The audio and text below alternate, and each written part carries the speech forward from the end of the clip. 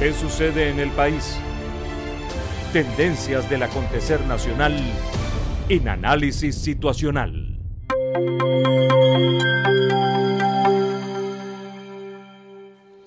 Los estudios cualitativos de Interlaces y otras investigaciones similares en numerosos países revelan que los ciudadanos sienten que los políticos se han distanciado y ya no escuchan sus reclamos y problemas. Ese sentimiento de abandono y lejanía alimenta la desconfianza, la decepción y la irritación con relación a los políticos. La cercanía es un atributo clave del liderazgo y está asociada con la humildad, la empatía y la confianza, con las soluciones y las certezas, con la autenticidad. La cercanía entre el líder y la gente es capaz de producir emociones y sentimientos mucho más profundos que los que pueden generar las redes sociales. La cercanía va más allá de sentir a alguien próximo o fácil de alcanzar. Tiene que ver con que el liderazgo me escucha, me conoce, me ayuda y me protege, me acompaña y me empodera con su presencia.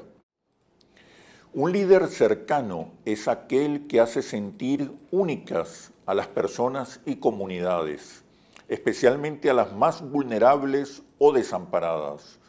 Un abrazo, un apretón de manos, un beso, una sonrisa, sentarse y escuchar. Todos esos encuentros estimulan el empoderamiento, la confianza y la esperanza, el afecto y el compromiso del líder con su pueblo. La cercanía se percibe también con seguimiento y vigilancia a la gestión, con la evaluación de los resultados y la planificación de las soluciones.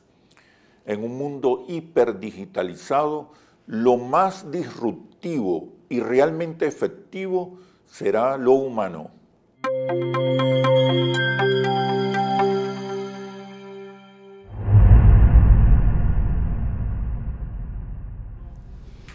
Bienvenidos a Análisis Situacional. Recuerde, no basta con estar informado, es necesario, es fundamental un análisis de la situación. Hoy nos acompaña Ricardo Patiño, ecuatoriano, economista, con máster en Desarrollo Económico de la Universidad Internacional de Andalucía, España. Durante el gobierno de Rafael Correa ejerció los ministerios de Relaciones Exteriores y Movilidad Humana, de Economía y Finanzas, y también estuvo al frente del Ministerio de Defensa Nacional. Fue presidente del movimiento político Alianza País y tras la ruptura con Lenín Moreno se asiló en México. Pero sobre todo ha sido un político, un dirigente que ha estado muy vinculado con los movimientos sociales y sindicales. Bienvenido, Ricardo, ¿cómo estás? Muy bien, Oscar, muy contento de estar contigo en este programa que justamente busca analizar, intenta analizar o compartir el análisis de los hechos que en nuestra América y en Ecuador particularmente están sucediendo. Están ocurriendo, sí. Ya vamos a hablar sobre todo del proceso electoral que ya comenzó en Ecuador para elegir el 20 de agosto, ¿no? Sí, así es. Al nuevo presidente y al nuevo parlamento. De acuerdo. Pareciera que hay una nueva ola progresista en América Latina. Después de una corta noche neoliberal, vuelve el progresismo y la izquierda latinoamericana a ocupar espacios de poder muy importantes. ¿En qué se diferencia esta segunda ola, si la podemos llamar de esa manera, con la primera ola? ¿Cuáles son las diferencias? A ver, ¿y las semejanzas? Sí, lo que comenzó con el gobierno de Hugo Chávez en el 99 y una seguidilla de gobiernos progresistas y de izquierda, entre toda la primera década del siglo, esto correspondió fundamentalmente a la decepción que la ciudadanía tuvo en América Latina de la aplicación del modelo neoliberal durante 3 décadas antes. Esto es importante recordarlo, porque si bien es cierto, estos liderazgos fenomenales, como el de Hugo Chávez, como el de Néstor Kirchner, Evo Morales, Rafael Correa, Pepe Mujica, Daniel Ortega, eran importantes por sí mismos como liderazgos personales y políticos. Hay que dejar claro que son consecuencia de una situación histórica y social que se vivió en el periodo anterior. Pero ese periodo fue muy importante. Yo no le llamo ola, yo quiero llamarle ciclo, porque ola es como muy chiquita, como que sube y tiene que caer. Yo pienso que en algún rato ya no tiene que caer, tiene que seguir adelante, y prefiero llamarle ciclo. Ese fue un ciclo corto, el primero que tuvimos, con extraordinarios resultados, que también hay que recordarlo, Oscar. Extraordinarios resultados. Millones de latinoamericanos salieron de la pobreza, se produjo condiciones de mucha mayor equidad, hubo un rol del Estado importante que permitió que se preocupara de la salud, de la educación, mejoró la igualdad en nuestras regiones, la situación laboral, salarial, mejoró. La soberanía. Los temas de soberanía, la integración. Recuerdo en el 2008, a mí me tocó por suerte cumplir algún rol en esto, la creación primero del ALBA, en donde el Ecuador no estuvo presente, pues no teníamos todavía un gobierno como el de Rafael Correa, pero luego la creación de UNASUR, la creación de la CELAC, fueron consecuencia también de esa concepción soberana, pero además bolivariana de nuestros gobernantes y de nuestros pueblos, que permitieron que ese ciclo fuera un ciclo de extraordinarios resultados, con algunas limitaciones, sí, pero con resultados muy importantes. Y luego hay como una parada, digamos, yo diría una parada técnica desde el punto de vista histórico. La derecha regresó. Sí, la ¿A qué se debe? Regresó. Mira, yo creo que algunas cosas. Es muy posible que en algunos casos haya habido algo de desgaste, no en todos, porque algunos, en el caso de, por ejemplo, de Rafael Correa, quiero referirme al caso de Rafael Correa, él ganó todas las elecciones que se pusieron al frente. Hugo Chávez también. Bueno, aquí no ha habido ese retroceso. Incluso puede decirse que la victoria de Lenín Moreno tuvo mucho que ver. No, es la victoria nuestra. O sea, fue la revolución, o sea, nuestro partido el que ganó. Incluso ganó también porque él ofreció que iba a continuar con el legado de la Revolución Ciudadana. Que estamos hablando de eso. Sin embargo, en algunos casos hubo yo personalmente creo que desde el punto de vista autocrítico hay que considerar que no trabajamos en la construcción o consolidación de un sujeto histórico, de una amplia alianza social, política y económica con actores económicos. ¿Cuál sería el sujeto en ese momento, el sujeto social histórico? No, digamos, no existía en algunos casos, porque de alguna manera ese sujeto que podía o que históricamente pudo haber surgido, como en el caso de Bolivia, que sí surgió, porque Evo Morales surge como consecuencia de toda una construcción social, organizativa, ideológica, surge él como un candidato. En muchos otros lugares surgen las figuras personales, que por supuesto hicieron mucho bien, porque históricamente los liderazgos tienen mucho que decir, pero como no se construyeron esos sujetos históricos, como no se fortaleció ese movimiento social, cuando viene, en el caso nuestro, la traición, no hubo la capacidad de responder inmediatamente y decirle a ese presidente traidor: o continúas con el legado que dijiste que ibas a continuar, lo que le ofreciste al pueblo ecuatoriano, o te vas a tu casa. Fueron movimientos policlasistas, ¿no? Sí. Básicamente. Pero luego viene el triunfo de un empresario, particularmente un empresario con un perfil muy distinto a la de cualquier otro líder de centro o progresista. Porque el ascenso de un empresario en Ecuador, que además podemos decir que en otros países ha ocurrido lo mismo. Los empresarios están teniendo un protagonismo muy importante. Pero me va a responder después que regresemos a los comerciales. Ya venimos. ¿Qué sucede en el país? Tendencias del acontecer nacional en análisis situacional.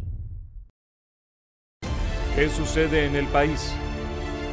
Tendencias del acontecer nacional en análisis situacional. Conversamos con Ricardo Patiño, ecuatoriano, economista con máster en desarrollo económico, fue canciller durante el gobierno de Rafael Correa y también ministro de Economía y Finanzas y ministro de la Defensa. Ha sido un dirigente muy vinculado con los movimientos sociales y sindicales de Ecuador.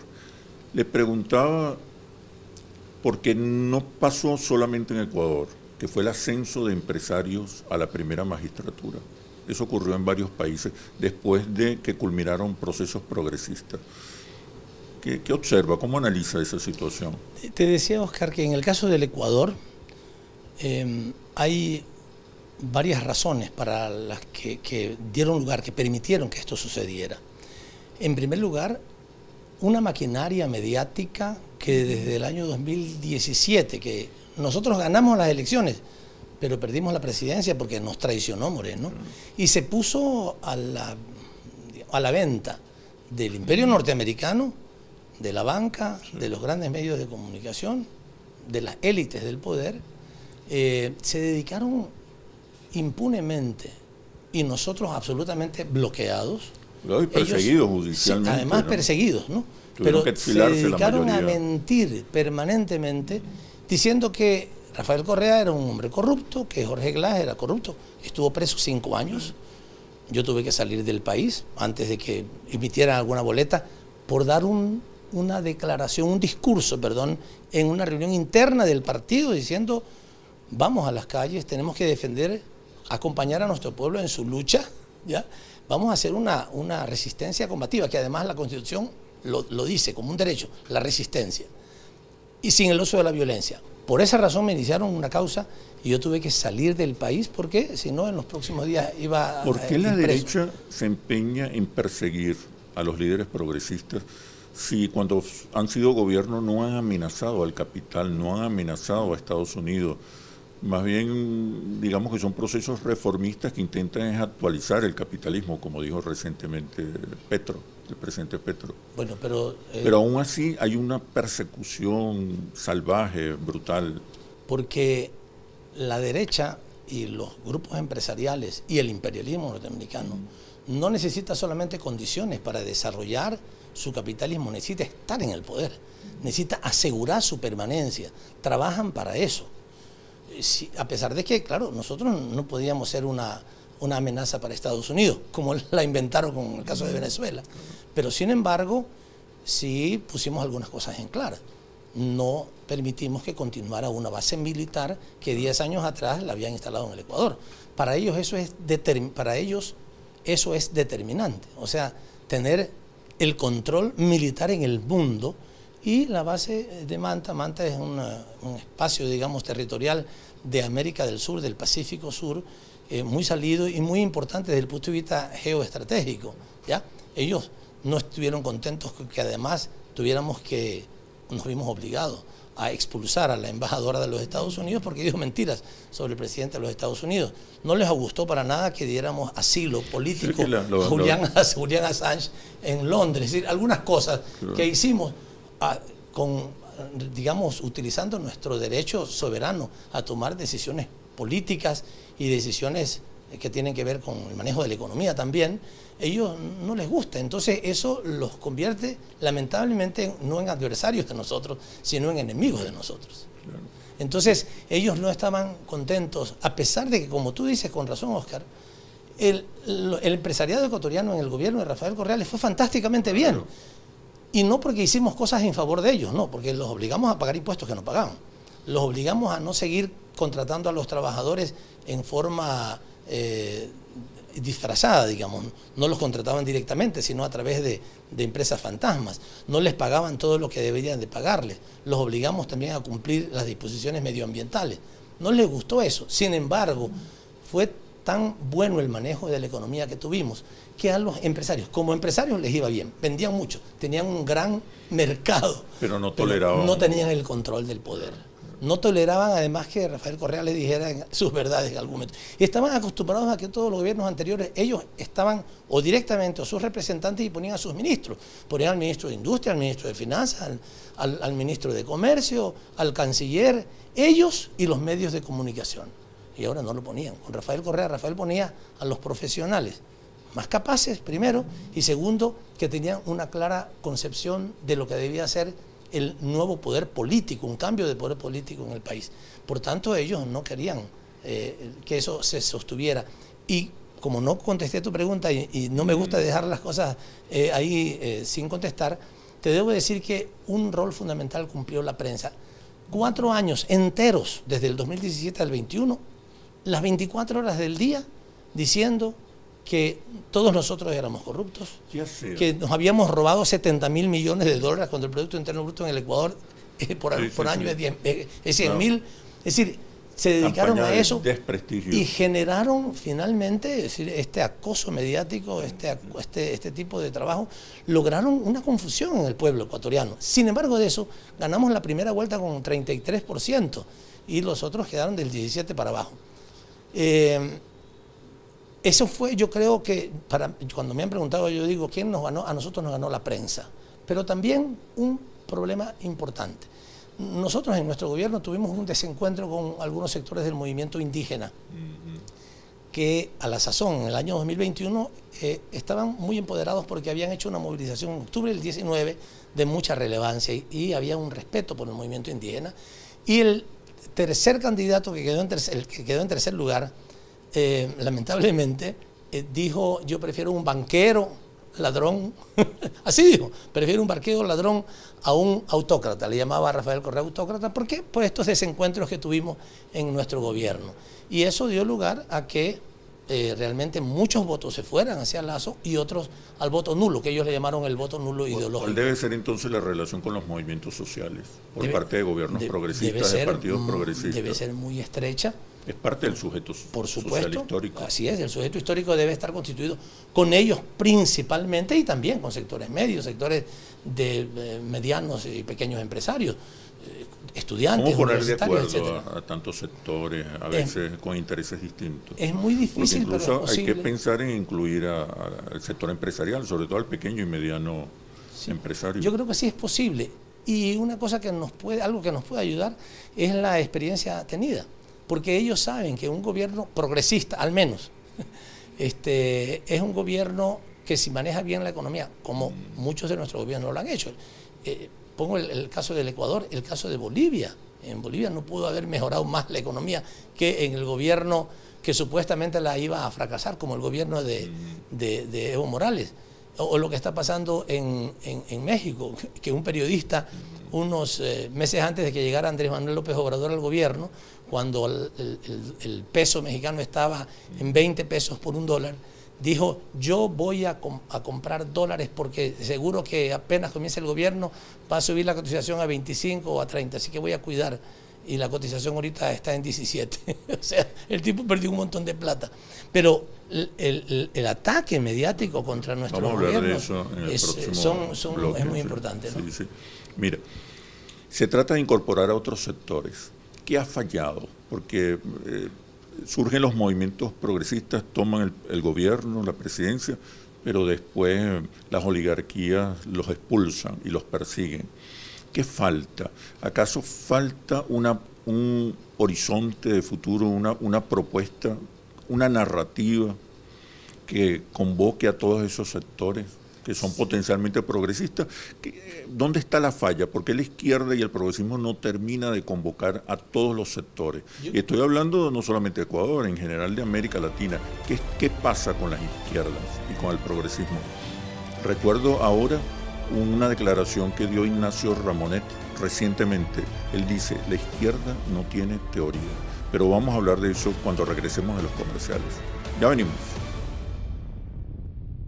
¿Qué sucede en el país? Tendencias del acontecer nacional en Análisis Situacional. ¿Qué sucede en el país? Tendencias del acontecer nacional en Análisis Situacional. Nos acompaña Ricardo Patiño. Él es ecuatoriano, economista con máster en desarrollo económico. En el gobierno de Rafael Correa ejerció los ministerios de Relaciones Exteriores, de Economía y Finanzas, de Defensa Nacional, pero sobre todo ha sido un dirigente político que ha estado muy vinculado con los movimientos sociales y sindicales de Ecuador. Te preguntaba, Ricardo, acerca de las dificultades que ha tenido la izquierda para convocar más allá de los sectores populares a otros sectores que también son fundamentales para impulsar un programa de reformas económicas y sociales. ¿Qué ha pasado con la izquierda y el progresismo? Recordaba que Ignacio Ramonet recientemente habló o afirmó que la izquierda y el progresismo no tienen respuestas todavía a algunos temas fundamentales. Eso yo lo interpreté como que todavía no hay una oferta capaz de convocar, persuadir, movilizar a amplios sectores. Mira, yo discreparía con esa última parte de lo que dice Ignacio, con todo respeto para él, porque hemos tenido, por lo menos en el corto plazo, gobiernos muy exitosos. Hemos tenido muy buena estrategia de gobierno. Yo diría que lo que nos ha faltado a muchos de los partidos o proyectos políticos de izquierda ha sido un proyecto de poder, una estrategia de poder. ¿Qué quieres decir? Una estrategia de poder. Porque tú puedes tener una estrategia de gobierno y tener resultados. Haces un buen trabajo en la educación, en infraestructura, en los temas laborales, mejoras mucho la condición de vida de la gente, etcétera. Pero hay que tener una estrategia de poder, o sea, cómo sostener ese proyecto en el tiempo. Para sostener ese proyecto en el tiempo tienes que tener una base social suficientemente sólida, organizada, consciente y movilizada. Las calles son del pueblo, no podemos permitir que la derecha la tenga. Y eso te permite esa relación, porque no es solamente que se movilice en las calles, es que entienda la ciudadanía ampliamente cuál es el proyecto que estamos siguiendo, hacia dónde vamos, qué tipo de socialismo queremos construir. Y en eso sí, no hay, por supuesto, no podemos decir que las cosas están señaladas, están dichas, están escritas, porque no hay ningún modelo que seguir en este momento.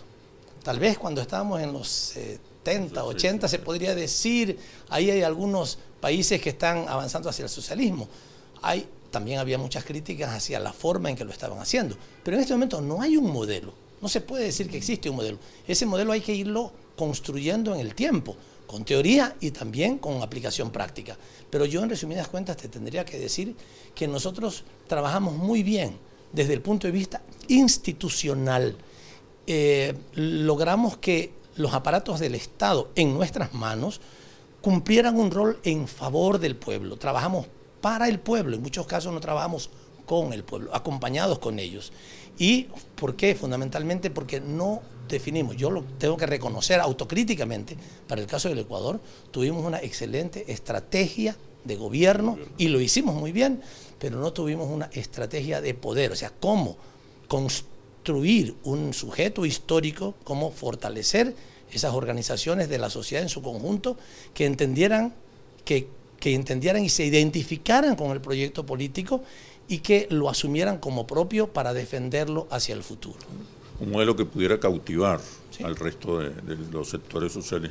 Puede ser, claro, puede ser que lo cautive en la práctica, digamos, y que la gente sienta el beneficio de ese modelo, pero que no lo comprenda. Cuando no lo comprende y lo hace propio, y es difícil hacer esto, porque la ideología liberal o burguesa la venimos recibiendo desde que estamos en el vientre materno. Y en la casa, todo, claro, todo lo que pensamos, cómo actuar, cómo responder ante las circunstancias, lo vamos viendo todo el día, viviendo todo el día, aprendiendo a actuar en función de esa ideología. Transformar esa ideología es un trabajo fenomenal, que hay que hacerlo. Eso nos toca, eso es parte de la estrategia de poder. Mira, la revolución bolivariana yo creo que es una experiencia extraordinaria. Aquí la revolución bolivariana ha podido sostenerse en el tiempo porque derrotó a los medios de comunicación, incluyó a las Fuerzas Armadas dentro de ese sujeto revolucionario y avanzó en una política de alianzas sociales más allá de los sectores populares, pero sobre todo con relación al poder mediático, el poder judicial y el poder militar. No es posible sostener un gobierno progresista sin incorporar a esos factores, sin derrotarlos o incorporarlos. Completamente de acuerdo, son fundamentales. ¿Qué ha pasado? Que los gobiernos progresistas pareciera que no tienen una estrategia de poder, pero también dirigida a los medios de comunicación, por ejemplo, a las Fuerzas Armadas. Es que el poder es eso, pues, el poder, cuando hablas de poder, hablas izquierda, no solamente del poder económico, hablas del poder mediático, que es fundamental, el poder ideológico, el poder militar, el poder de la represión.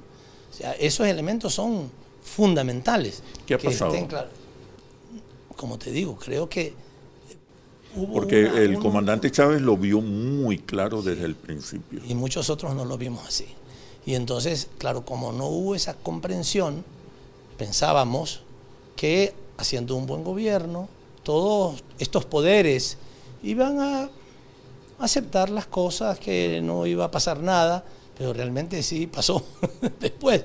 Y los medios particularmente, apenas nosotros nos fuimos de gobierno, bueno, nuestro gobierno también, los medios de comunicación, los grandes medios de comunicación fueron la principal oposición, porque nosotros dejamos realmente en caos técnico a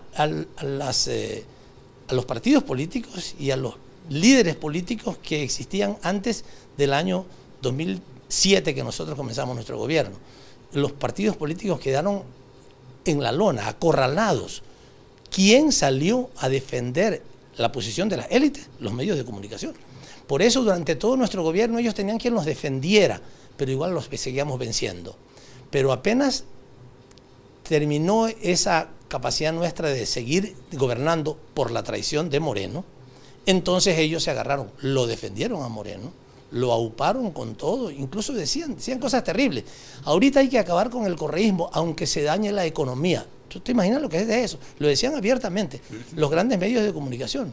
No importa. Y las élites anteriores que sacaban el 1%, el medio por ciento de votación, que no podían contra nosotros, ni en las elecciones presidenciales, ni en las parlamentarias, ni en los gobiernos subseccionales, digamos, no podían contra nosotros. Pero ahí estaban los medios para entrevistar a las viejas figuras, a las caducas figuras que no sacaban votos, que no nos ganaban, para tratar de imponer ese discurso político de ellos. Ese era el trabajo que hacían, pero ahí está la estrategia de poder. Por supuesto que nosotros pensamos en eso, pero a veces cuando... Correa ha sido muy crítico con los medios de comunicación. Sí, claro. Sin embargo, ahí se quedaron todos esos medios de comunicación. Los pudimos contrastar y combatir... ¿Con medios alternativos? Bueno, o desprovistos de medios también. Así, no había medios alternativos, no trabajamos con algunos medios que sería un objetivo fundamental dentro de una estrategia de poder. Así es. Sí creamos una estación de televisión del Estado, pero claro, el traidor la convirtió en un espacio para otra vez transmitir el mensaje de las élites. Eso fue lo que pasó. Quiero que hablemos sobre todo del proceso de integración que está viviendo o reviviendo o rescatando los gobiernos progresistas en América Latina. Quiero que nos concentremos un poco ahí, qué posibilidades hay. Ya venimos. ¿Qué sucede en el país? Tendencias del acontecer nacional en análisis situacional. ¿Qué sucede en el país? Tendencias del acontecer nacional en análisis situacional. Hoy nos acompaña Ricardo Patiño, economista ecuatoriano. Durante el gobierno de Rafael Correa fue canciller de Ecuador, ministro de Economía y Finanzas y ministro de la Defensa, muy vinculado a los movimientos sociales y sindicales. Como canciller de Rafael Correa, tuviste una participación fundamental en los procesos de integración de aquellos años, muy vigorosos, muy entusiastas. Después, bueno, vino un reposo por el ascenso de los gobiernos de derecha. ¿Qué oportunidades le ves hoy a este reimpulso de la integración latinoamericana, sobre todo la integración suramericana? Bueno, con mucha esperanza, ¿no? Con mucha esperanza. Es lamentable que la mirada pequeñita que tenían los gobiernos de derecha, que han tenido algunos gobiernos de derecha, que nunca vislumbraron a una América Latina progresista, pujante. Eso tiene que ver con la política de Estados Unidos y América Latina, de fragmentar, dividir. Por supuesto, claro. O sea, un imperio necesita a todos los otros divididos. No los quiere en conjunto.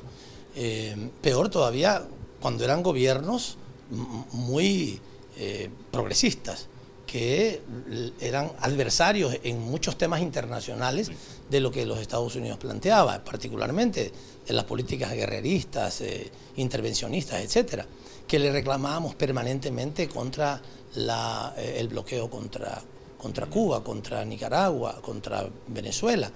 Por tanto, ellos nos quieren divididos, nos quieren en la OEA, que es, ya sabemos, un espacio en donde que ellos controlan casi plenamente. Entonces, el periodo nuevo, este nuevo ciclo progresista, lo vemos con mucho entusiasmo, con mucha esperanza, particularmente porque uno de los gobiernos más importantes, más grandes y con un tremendo liderazgo, que es el gobierno de Lula en Brasil, ya tuvo la iniciativa de llamar a todos los presidentes en un evento no oficial. Esto es muy importante, porque a veces las cuestiones oficiales se pierden en declaraciones sonzas, melifluas, vanas, que no llegan a conclusiones importantes. Pero él llama a una reunión informal a preguntar... ¿Te refieres a la reciente cumbre de presidentes suramericanos? Así es. Okay. Que la llama él como un líder de la región, no la llama en condición de presidente de UNASUR ni de nada, a decir, a ver, ¿cómo vamos a recuperar los procesos de integración? Que tuvieron importantes resultados, incluso en su etapa inicial, y que estoy seguro que ahora, incluso con la perspectiva de esta nueva situación geopolítica mundial, esta guerra realmente que ha iniciado los Estados Unidos contra muchos países y particularmente contra China y contra Rusia, que todavía no se ve en el plano militar de frente, pero que está en Ucrania. Estamos viviendo realmente una confrontación militar casi parecida a lo que sería una tercera guerra mundial, en buena hora que no llegue hasta allá. Pero en este periodo es muy importante que nosotros nos constituyamos como una región, que tengamos voz propia, que tengamos intereses comunes para trabajarlos, para negociarlos. No importa que sean gobiernos de izquierda, de centro o de centro derecha. Sí, un ejemplo de eso, sin que vamos a seguir el ejemplo de la Unión Europea, es la Unión Europea. O sea, la Unión Europea tiene países que se mataron hace pocas décadas unos a otros, millones de seres humanos. Todavía se ven con recelo, ¿no? Todavía se ven con recelo, que tienen idiomas distintos, historias distintas, culturas distintas, y lograron unirse en ese espacio que se llama la Unión Europea. Insisto, no es que vamos a repetir esa forma de integración, pero es un ejemplo de lo que se puede hacer, y hay gobiernos de izquierda. ¿Qué características tendría nuestro modelo de integración para que pudiera sostenerse en el tiempo y convocar a todos? En primer lugar, evitar lo que décadas anteriores pasaba, que sea un modelo de integración económica o comercial. Porque cuando es económica o comercial, cada vez, digamos, depende de qué intereses o qué fracción de la burguesía esté en el poder en un gobierno para ver si hacen una cosa u otra. Y eso significa, como nos pasó con el Pacto Andino, prácticamente la imposibilidad de avanzar en cosas importantes. Debe ser, como Rafael Correa lo llama siempre, un modelo de integración integral, aunque tengas que repetir las palabras. No es económico, pero tampoco es ideológico. Pero no, por supuesto, no puede ser ideológico. Claro. Tiene que pensar en nuestros pueblos, porque nuestros pueblos necesitan mejorar su salud, su educación, estar prevenidos de los riesgos, tener paz, tener seguridad, tener progreso económico, desarrollar sus capacidades productivas para no seguir vendiendo nuestro petróleo, nuestro litio, nuestro camarón, nuestro banano, para que lo procesen en otros lados y después nos lo devuelvan con un precio de 10 veces más alto del que nosotros lo enviamos. Para eso necesitamos generar un proceso de integración productiva, pero para eso necesitamos también trabajar en desarrollo de la tecnología. Nosotros en América Latina tenemos nuestra Amazonía. Esa Amazonía es una fuente impresionante de capacidad, que puede ser de capacidades productivas para temas medicinales, para temas tecnológicos, para producción de alimentos, para todo. Es una maravilla que tenemos, no solo la Amazonía, todos nuestros territorios. Pero esos territorios lamentablemente hasta ahora han sido normalmente explotados por las empresas transnacionales, que han utilizado nuestros territorios para enriquecerse ellos y dejarnos un pedacito a nosotros. Nosotros no podemos permitir eso y no podemos permitir que esto se sostenga, y tenemos que trabajar en temas tecnológicos y en temas productivos, en temas educativos, para convertir a nuestra región en una potencia que además esté en paz, que logremos sostener condiciones de paz entre nuestros países y en el interior de nuestros países. Tiene una tarea muy grande la América Latina y la integración latinoamericana y particularmente la sudamericana. ¿Cómo ubicas América Latina en este orden multipolar emergente? Yo pienso que en la constitución de los ¿Como bloques... parte de un bloque? De ninguna manera. Yo creo que nosotros tenemos que tener nuestro propio bloque. Ahí está el bloque de los Estados Unidos, Europa y Japón, que es realmente un solo bloque. La Europa, te digo, a mí me da mucha vergüenza, si fuera europeo, el papel de súbditos que están teniendo en los últimos años con Estados Unidos. Ellos son un bloque. Hay otro bloque que posiblemente lo constituyen los países... Bueno, ya están constituidos los países asiáticos. China seguramente querrá andar por su solo. Tenemos Rusia y los países cercanos que pueden constituir un bloque. África, que ya tiene su Unión Africana. Y nosotros, que tenemos los países árabes, que lo tienen el propio, nosotros tenemos que tener nuestro propio bloque. No podemos ser parte de ningún otro bloque. Tenemos nuestros propios intereses. Tenemos una población que espera de sus gobiernos y de sus gobiernos integrados bienestar, progreso, independencia, educación, etcétera.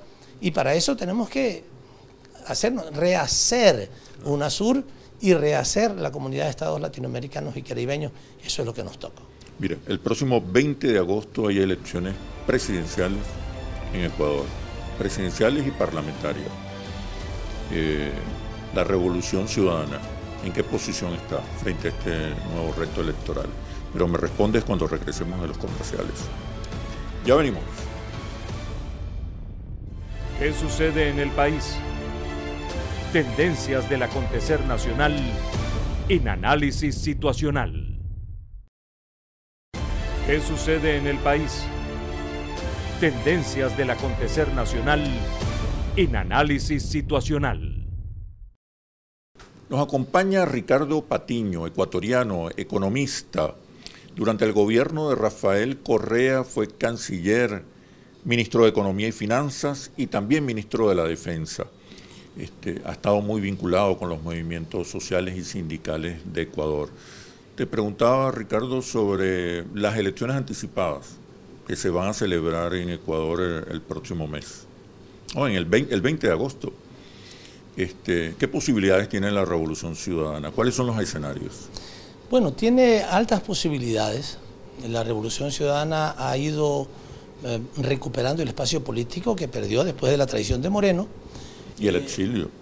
Y por el exilio también. Sí, y por el exilio muchos de los principales dirigentes estamos fuera del país, pero ha ido lográndose una recuperación importante que se refleja en las encuestas. Las encuestas, cuando le preguntan a los ecuatorianos quién es el principal líder político y el líder político más querido del Ecuador, aparece Rafael Correa de largo. Claro. No hay nadie que se le acerque siquiera.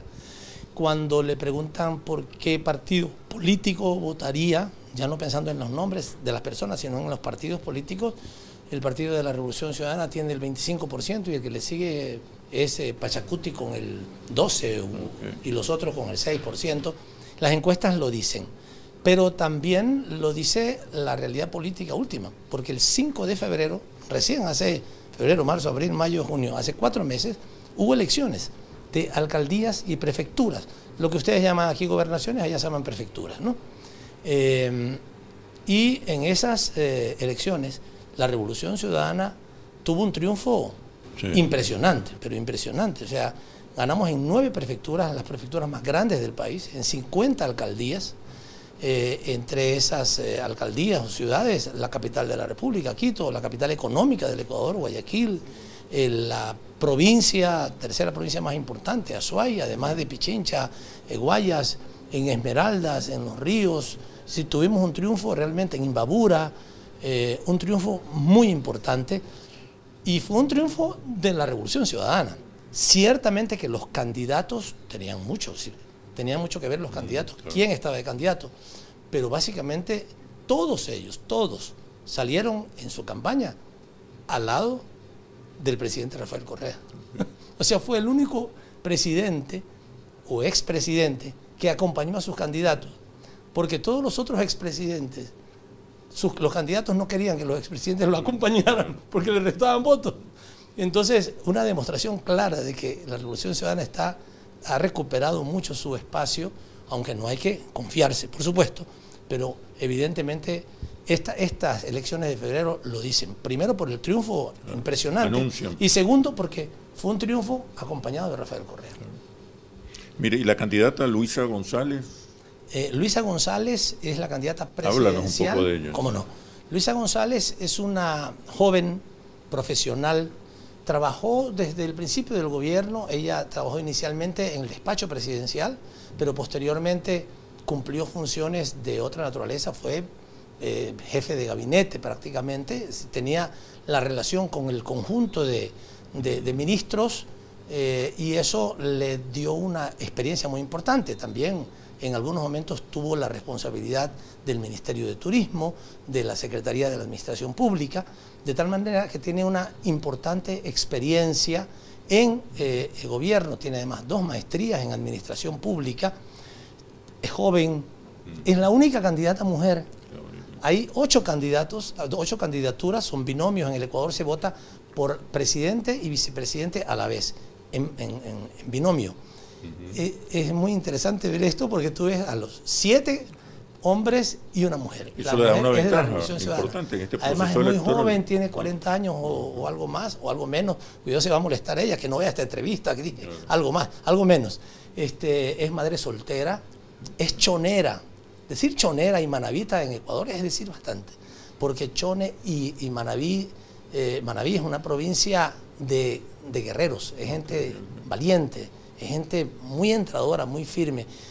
Allí nació, en esa provincia, Eloy Alfaro, el más importante de los ecuatorianos de todos los tiempos, el gestor de la revolución liberal en el Ecuador, admirado por todos los ecuatorianos y las ecuatorianas, y esta mujer viene de esa provincia.